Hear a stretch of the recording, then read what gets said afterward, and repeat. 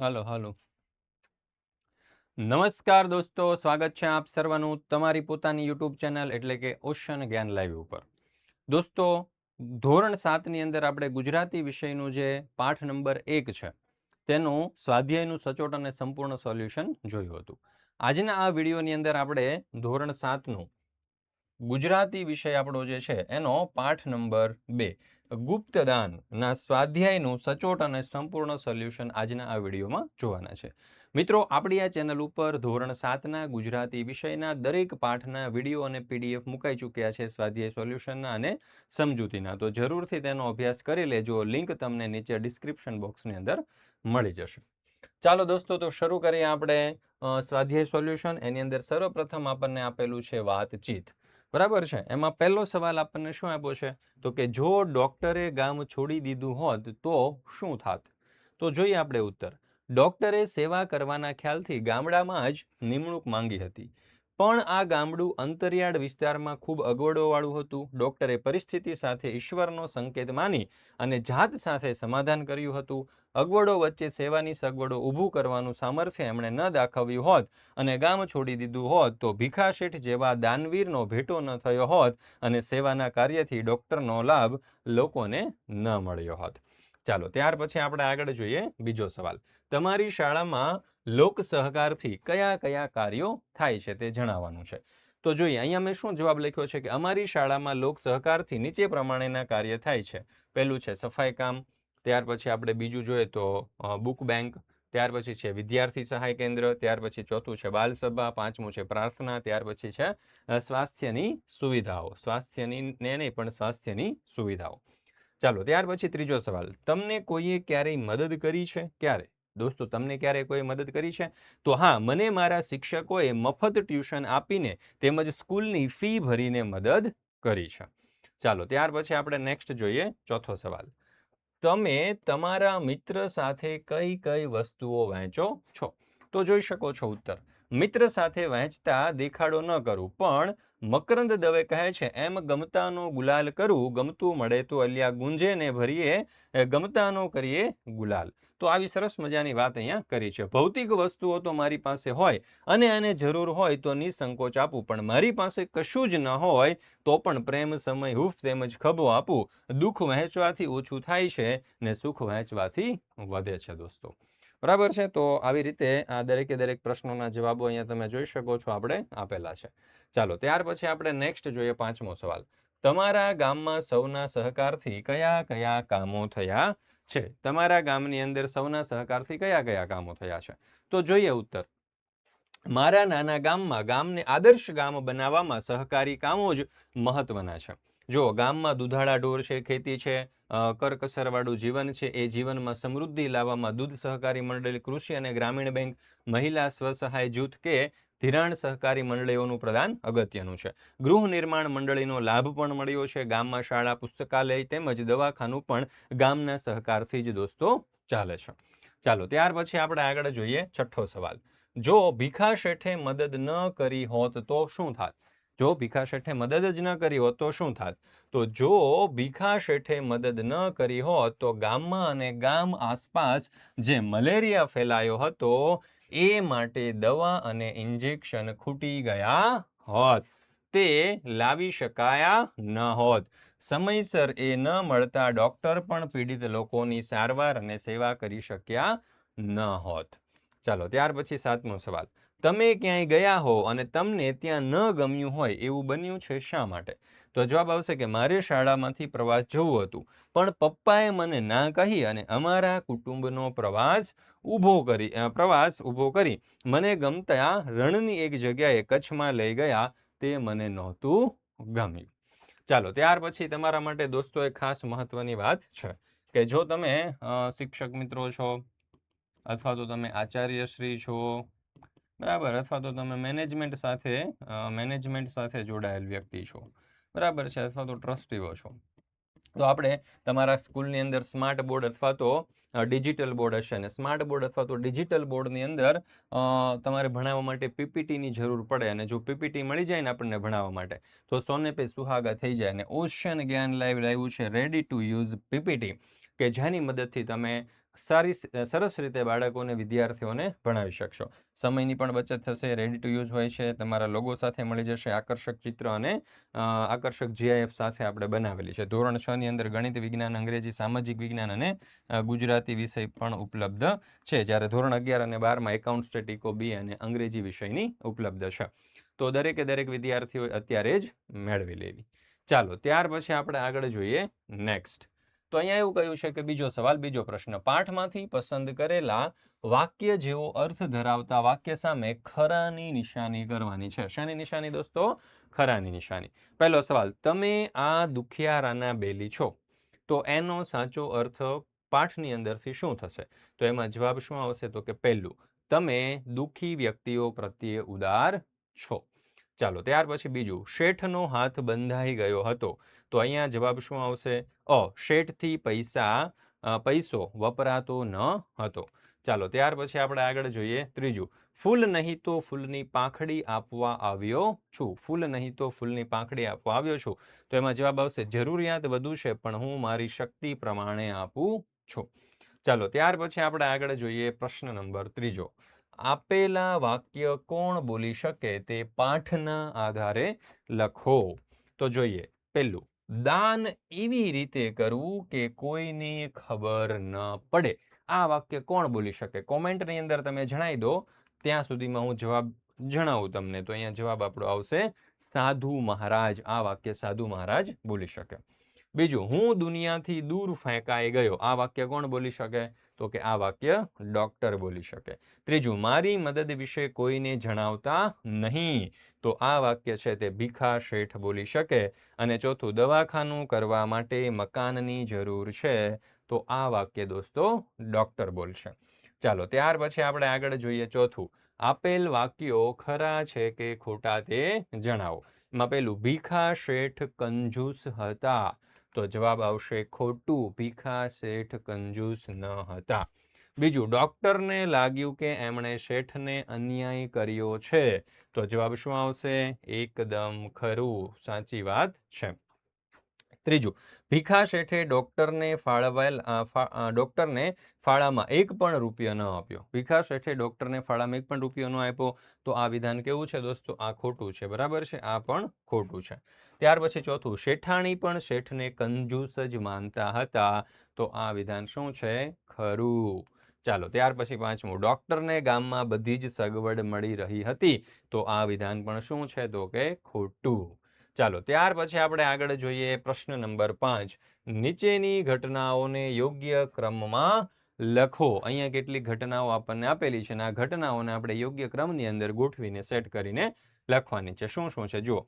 ગામમાં મલેરિયાનો પવન વાયો, મેં ગામમાં મારું મન મનાવી લીધું, ભીખા શેઠ ગામ લોકો માટે મદદ કરવા મારી પાસે આવ્યા, મારી ગંગાપુરમાં ડોક્ટર તરીકે નિમણૂક થઈ, શેઠનું વર્તન મને અકળ લાગ્યા કરતું, ભીખા શેઠની મદદથી મારું દવાખાનું ચાલુ થયું. તો અહીંયા જવાબ શું આવશે?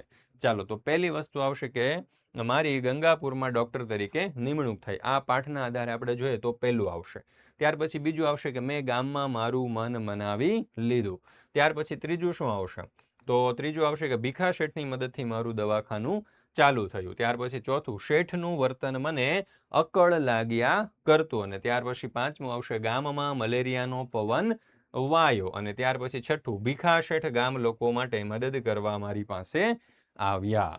ચાલો ત્યાર પછી આપણે આગળ જોઈએ પ્રશ્ન નંબર 6, કાઉન્સમાં આપેલા શબ્દમાંથી યોગ્ય વિકલ્પ પસંદ કરી ખાલી જગ્યા પૂરો. ચાલો તો અહીંયા કાઉન્સની અંદર કેટલાક શબ્દો છે, જેમ કે ગુસ્સ્યા, આનંદ સાથે, ઇનામ, જોરથી, અવ્યવસ્થિત, સંમતિ, કદરૂપી, ધીમેથી અને દાખલ થયા. બરાબર છે. તો અહીંયા આપણને પહેલી વસ્તુ આપી છે કે ઘરમાં બધી વસ્તુઓ લઘર વગર ખાલી જગ્યા પડી હતી, તો અહીંયા જવાબ આવશે અવ્યવસ્થિત. ઘરમાં બધી વસ્તુઓ લઘર વગર ખાલી જગ્યા પડી હતી, તો લઘર વગર શબ્દ જે છે એના માટેનો સમાનાર્થી શબ્દ શું થશે? અવ્યવસ્થિત. ત્યાર પછી બીજું, એમની વાત સાંભળી ભીખા શેઠ ખડખડાટ ખાલી જગ્યા હસી પડ્યા, તો ખડખડાટ એટલે અહીંયા જવાબ આવશે જોરથી. ચાલો ત્યાર પછી ભીખા શેઠ દવાખાનામાં પ્રવેશ્યા, તો પ્રવેશ્યા માટે આવશે દાખલ થયા. ત્યાર પછી ચોથું, ભીખા શેઠની વાત આખા ગામે સહર્ષ ખાલી જગ્યા વધાવી લીધી, તો અહીંયા આપણો જવાબ આવશે આનંદ સાથે. ત્યાર પછી પાંચમું, ગામ લોકો હકારમાં માથું ડોલાવીને અનુમોદન, તો અહીંયા આવશે એટલે કે સંમતિ આપતા હતા. શું આપતા હતા? સંમતિ આપતા હતા. ત્યાર પછી છે સાતમું, ફકરામાં જરૂરી સુધારા કરી ફરીથી લખો. ચાલો, તો અહીંયા તમે જોઈ શકો છો પેરેગ્રાફ આપણને આપ્યો છે, એમાં જ્યાં જ્યાં સુધારાની જરૂર હોય ત્યાં સુધારા કરીને આપણે લખવાનું છે. બરાબર છે? ચાલો, તો અહીંયા જો મારા આપ્યું છે, બરાબર, તો અહીંયા મારા નહીં આવે પણ શું આવશે? મારું. મારું ગામ નાનગડું છે. ત્યાર પછી અહીંયા મારું છે, તો અહીંયા મારા આવશે. મારા ગામનું નામ ચેતનગઢ છે. તે દરિયા કિનારે, અહીંયા જો આવેલા છે તો આવેલા છે નહીં પણ આવેલું છે. ગયા સપ્તાહે ખૂબ પવન, તો ફૂંકાયો હતો. શું આવશે? ફૂંકાયો હતો. ઘણા ઝાડ પડી ગયા હતા. દરિયાઈ તોફાને ઘણું નુકસાન કર્યું. સરકારે તપાસ કરાવી. હવે પછી બધાને રાહત આપવામાં આવશે. ચાલો, ત્યાર પછી આપણે આગળ જોઈએ આઠમું, ઉદાહરણ મુજબના વાક્યો લખો. તો અહીંયા આપણને ઉદાહરણ આપેલું છે. બરાબર, જુઓ, સ્ટેશનથી ગંગાપુર જવા માટે ન મળે મોટર બસ કે ન મળે ગાડું, રણમાં ન મળે પાણી કે ન મળે છાંયડો. તો એવી રીતે જોઈએ આપણે અહીંયા, સુવા માટે ન મળે ગાદલું કે ન મળે સાદડી. બીજું, મારા મિત્ર સુરેશને ન આવડે ગણિત કે ન આવડે વિજ્ઞાન. ચાલો, ત્યાર પછી ત્રીજું, મારો નાનો ભાઈ પર ખરો છે. મારો નાનો ભાઈ પર ખરો છે. ન પોતે ભણે કે ન મને ભણવા દે. ત્યાર પછી આપણે નેક્સ્ટ જોઈએ પ્રશ્ન નંબર 9, સંવાદ પૂર્ણ કરો. પાર્થ અને કૌશિક વચ્ચેનો સંવાદ છે દોસ્તો. બરાબર, જો પાર્થ શું કહે છે? અરે યાર, કૌશિક શું કરે છે? તો કૌશિક શું કહે છે ખબર? ગણિતના દાખલા ગણું છું. પાર્થ કહે, વાહ ભાઈ વાહ, તું અને ગણિત? તો કૌશિક કહે છે કે હા, કેમ? ગણિત મને ખૂબ ગમે છે. તો પાછો પાર્થ કહેશે, મૂકને ગણિત બાજુમાં, તારે બજારમાં આવવું છે. બરાબર, તો કૌશિક કહે છે કે બજારમાં કેમ? પાર્થ કહે, અરે મિત્ર, મોબાઈલનું ચાર્જર લેવું છે. તો કૌશિક શું કહે છે ખબર? ચાર્જર તો મારે પણ લાવવાનું છે. તો પાર્થ કહેશે, તો ચાલ, તું પણ ખરીદજે. કૌશિક કહે, લે, હું સાયકલ લઈને હમણાં જ આવું છું. ચાલો, ત્યાર પછી આપણે નેક્સ્ટ જોઈએ પ્રશ્ન નંબર 10. અહીંયા એવું કહ્યું છે કે આપેલ ચિત્રમાં બંને પાત્ર વચ્ચે શી વાતચીત થતી હશે, અનુમાન કરો અને લખો. અહીંયા તમે જોઈ શકો છો કે દર્દી છે ને એની ખબર કાઢવા માટે કદાચ કોઈક આવ્યું છે એવું આપણને લાગી રહ્યું છે. તો આ રીતે સંવાદ થઈ શકે. જો સ્ત્રી કહે, અરે, તમને દવાખાને દાખલ કરેલા એ સાંભળી અને તમારી તબિયત જોવા આવીશું. તો પુરુષ કહે, જે થવાનું હોય છે એ થાય છે બહેન, દવાખાનેથી કાલે રજા આપી બચી ગયો, અત્યારે સારું છે. બરાબર છે, તો આવી રીતે એમની વચ્ચે કંઈક સંવાદ થઈ રહ્યો છે. ચાલો, ત્યાર પછી આગળ જોઈએ એ સંવાદને વધારે. સ્ત્રી કહે, ખરેખર બચી ગયા ભાઈ, મેં તો સાંભળ્યું ત્યારથી જીવ ઊંચો થઈ ગયો હતો. તમારા બનેવીને કહ્યું, તમે કામમાં હોય તો ભલે, હું તો આજે જઈ આવું, ભાભીને ફોન કરીને બધું જાણ્યું. પુરુષ કહે, મુન્નો અને એની વહુ ફરવા ગયા છે. તારી ભાભીએ ના પાડી કે તમે ગાડી ના ચલાવો, ઉબેર કરીને જાઓ, પણ હું માન્યો નહીં ને ગોતા આગળ ખૂબ ટ્રાફિક હતો ત્યાં. સ્ત્રી કહે, ત્યાં સાચવવું પડે એવું છે. પુરુષ કહે, હું તો સલામત રીતે ચલાવતો હતો, પણ મારી આગળના વાહનવાળાએ બાઇકવાળાને બચાવવા જતા બ્રેક મારી અને મારી ગાડી એની સાથે જોરથી અથડાઈને મારી ગાડી પાછળ બીજી ગાડી અથડાઈ. આવું બધું ઘટના ઘટી. સ્ત્રી શું કહે? જુઓ, સ્ત્રી કહે છે કે બાઇકવાળો યુવાન તો ત્યાં જ ખલાસ. પુરુષ કહે, હા, એ આપણા મુન્નાનો ભાઈબંધ જ હતો, પેલા ધીરુભાઈનો કિશોર. સ્ત્રી કહે, ઓહ, ધીરુ કાકાનો? રામ રામ રામ. પુરુષ કહે, હમણાં તો એના લગ્ન થયા છે. સ્ત્રી કહે, ધાર્યું તો ધણીનું થાય છે ભાઈ, આપણે એની આગળ લાચાર છીએ. પુરુષ કહે, એ કરે એ ખરું, હું બહાર ફેંકાઈ ગયો, થોડું માથામાં વાગ્યું, થોડું લોહી નીકળ્યું, થોડું જમણા હાથે કાંડામાં વાગ્યું. સ્ત્રી કહે, સારું, હવે ભાભીની વાત માની આરામ કરજો, જેથી ઝડપથી સારું થઈ જાય. મારે પિન્ટુને સ્કૂલેથી છૂટવાનો સમય થયો હોવાથી રજા લઉં છું. પુરુષ કહે, આવજો. ચાલો, ત્યાર પછી પ્રશ્ન નંબર 11. શિક્ષકે આ એકમના છેલ્લા ફકરામાં શ્રુતલેખન કરવું, તે પછી વિદ્યાર્થીઓ પાસે જોડીમાં શ્રુતલેખનની તપાસ કરાવવાની છે. બરાબર છે, એટલે કે શ્રુતલેખન એટલે કે એકદમ સારા અક્ષરે પેરેગ્રાફ લખવાનો છે.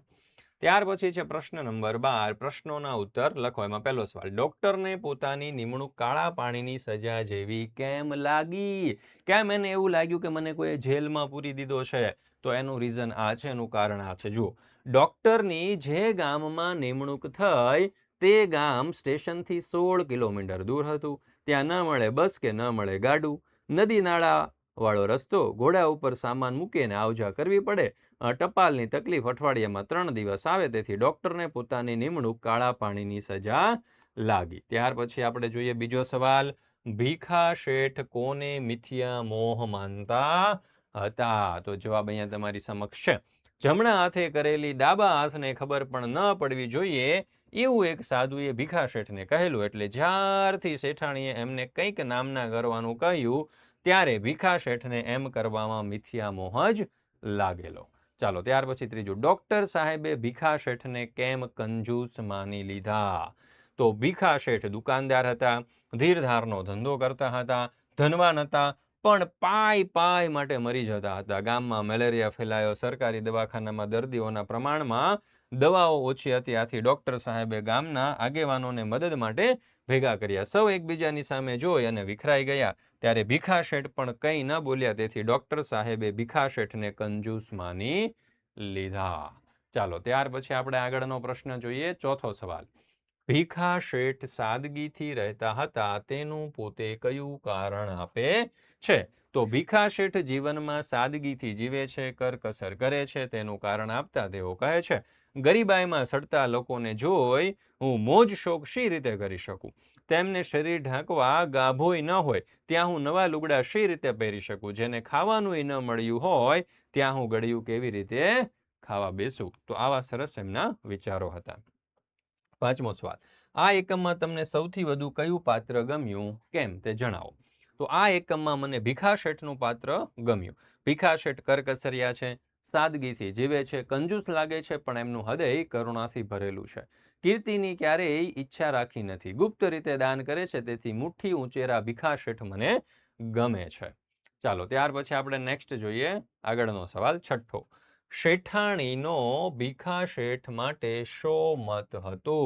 તો શેઠાણી ભીખા શેઠ માટે પોતાનો મત આપતા કહે છે કે તમારી પાસે ધન છે તો કંઈક નામના કરો, પુણ્યદાન કરો, સદમાર્ગે વાપરો. સાતનો સવાલ. ગંગાપુર વિશે 5-7 વાક્ય લખો. તો ગંગાપુર રેલવે સ્ટેશનથી 16 કિલોમીટર દૂર છે. કેટલું? 16. ત્યાં આવવા જવા ન મળે બસ કે ન મળે ગાડું, ઘોડા ઉપર જવું પડે, નદી નાળાવાળો રસ્તો, અઠવાડિયામાં 3 દિવસ ટપાલ આવતી હતી. લોકોને માટે આરોગ્યની પણ સુવિધા ન હતી. આમ ગંગાપુર સાવ પછાત ગામ હતું એવું આપણે કહી શકીએ. ચાલો ત્યાર પછીનો સવાલ, પ્રશ્ન નંબર 13. ડોક્ટર અને ભીખા શેઠના સંવાદ લખો અને ભજવો. જોડીની અંદર આ કાર્ય કરવાનું છે.